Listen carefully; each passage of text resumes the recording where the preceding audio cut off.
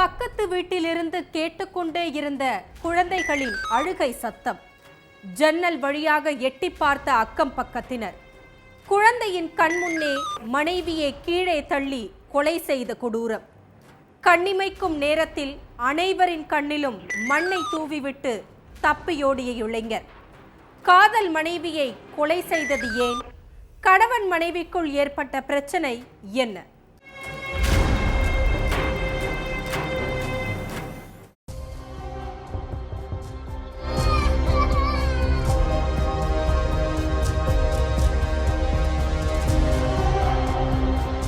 இரவு நேரம் பக்கத்து வீட்டுல உள்ள குழந்தையோட அழுகை சத்தம் விடாம கேட்டுட்டே இருந்திருக்கு. குழந்தை ஏன் இப்படி அழுகுதுன்னு அக்கம் பக்கத்துல உள்ளவங்க போய் பார்த்திருக்காங்க. அப்போ வீட்டு கதவு உள்பக்கமா பூட்டப்பட்டிருந்ததால ஜன்னல் வழியா என்ன நடக்குதுங்கிறத பக்கத்துல உள்ளவங்க பார்த்திருக்காங்க. ஆனா வீட்டுக்குள்ள என்ன நடக்குதுன்னு சரியா தெரியல. அதனால அங்க இருந்தவங்க அந்த வீட்டோட ஹவுஸ் ஓனருக்கு போன் பண்ணி இருக்காங்க. உங்க வீட்டுல வாடகைக்கு தங்கி இருக்கிற பிரவீன்குமார் வீட்டுக்குள்ள இருந்து அவங்க குழந்தை தேம்பி தேம்பி அழுகிற சத்தம் கேட்டுட்டு இருந்ததை தவிர என்ன நடக்குதுன்னு தெரியல. நாங்க கதவை தட்டி பார்த்தும் திறக்கவே இல்லை, என்னன்னு வந்து பாருங்கன்னு சொல்லி இருக்காங்க. உடனே கிளம்பி வந்த ஹவுஸ் ஓனர் கதவை தட்டி இருக்கார். ஆனா பிரவீன்குமார் எந்த குரலும் கொடுக்கல. இதுக்கு மேலையும் பொறுமையா இருக்க வேண்டாம்னு நினைச்சு பக்கத்து வீட்டுக்காரங்க உதவியோட வீட்டு கதவை உடைச்சிருக்காரு ஹவுஸ் ஓனர். கதவை உடைக்கிற சத்தம் கேட்டதும் கதவை திறந்த பிரவீன்குமார் எல்லாரையும் தள்ளிவிட்டு ஓடி இருக்கா. எதுக்காக இவர் இப்படி ஓடுறாருன்னு எல்லாரும் உள்ள போய் பார்த்திருக்காங்க. அங்க பிரவீன்குமாரோட மனைவி வித்யா ரத்த வெள்ளத்துல கிடந்திருக்காங்க. பக்கத்துல அவங்களோட 2 பசங்களும் அழுதுட்டு இருந்திருக்காங்க. உடனடியா அங்க இருந்தவங்க வித்யாவை மீட்டு ஹாஸ்பிட்டலுக்கு கூப்பிட்டு போனாங்க.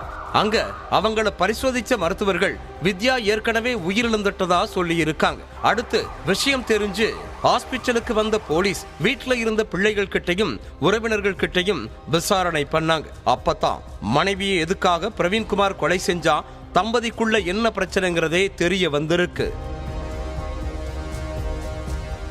சென்னை அசோக் நகர்ல உள்ள புதூர் 13வது தெருவை சேர்ந்தவங்க 28 வயசான வித்யா பாரதி. இவங்க தன்னோட பெற்றோர் எதிர்ப்பை மீறி கடந்த 2015 பிரவீன்குமாரை காதலிச்சு கல்யாணம் பண்ணிக்கிட்டாங்க. இந்த தம்பதிக்கு 8 வயசுல ஒரு மகளும் 4 வயசுல ஒரு மகனும் இருக்காங்க. ஜெனரேட்டர் பழுது பார்க்கிற வேலையை பார்த்துட்டு இருந்த பிரவீன்குமாருக்கு குடிப்பழக்கம் இருந்திருக்கு. பிரவீன்குமார் ஒழுங்கா வேலைக்கு போகாம 24 மணி நேரமும் குடியும் கும்மாளமுமாகவே இருந்ததா சொல்லப்படுது. அது மட்டுமில்ல, பிள்ளைங்களோட கல்விக்காகவும் வீட்டு செலவுக்காகவும் மனைவி கஷ்டப்பட்டு சம்பாதிச்சு வச்சிருந்த காசை எடுத்துட்டு போய் குடிச்சிட்டு வந்துருவானாம். மனைவி காசுல மூக்கு முட்டை குடிச்சிட்டு அதே மனைவிய தகாத வார்த்தைகளால பேசி அடிச்சு ரகல பண்ணி இருக்கான் கணவன் பிரவீன்குமார். இதுக்கிடையில மனைவியோட நடத்தை மேல பிரவீன்குமாருக்கு சந்தேகம் வந்திருக்கு. குடி போதையினால வீட்டுல ஏற்பட்ட பிரச்சனை போய் கடந்த சில நாட்களா மனைவியோட நடத்தை மேல சந்தேகப்பட்டு பிரவீன்குமார் சண்டை போட்டு இருக்கான். புதன்கிழமை வழக்கம் போல மது போதையில வீட்டுக்கு வந்த பிரவீன்குமார் மனைவியை அடிச்சு உதைச்சு சித்திரவதை பண்ணிட்டு இருந்திருக்கான். தாயும் தந்தையும் சண்டை போட்டுக்கிறத பார்த்து 2 பிள்ளைகளும் கண்ணீர் வடிச்சிட்டு இருந்திருக்காங்க. ஒரு கட்டத்துல சண்டை பூதாகரமா வெடிச்சு மனைவி வித்யா பாரதியோட முடிய பிடிச்சு வேகமா கீழே தள்ளி விட்டு இருக்கான் பிரவீன்குமார். அதுல வித்யா பாரதிக்கு தலைப்பகுதியில பலத்த காயம் ஏற்பட்டு அதிகப்படியான ரத்தம் வெளியேறினதுல சம்பவ இடத்திலேயே உயிரிழந்துட்டாங்க. மனைவியை கொன்னுட்டு தலைமறைவாக இருந்த பிரவீன்குமாரை மடக்கி பிடிச்ச போலீஸ் அவன் மேல கொலை வழக்கு பதிவு பண்ணி சிறையில தள்ளி இருக்காங்க.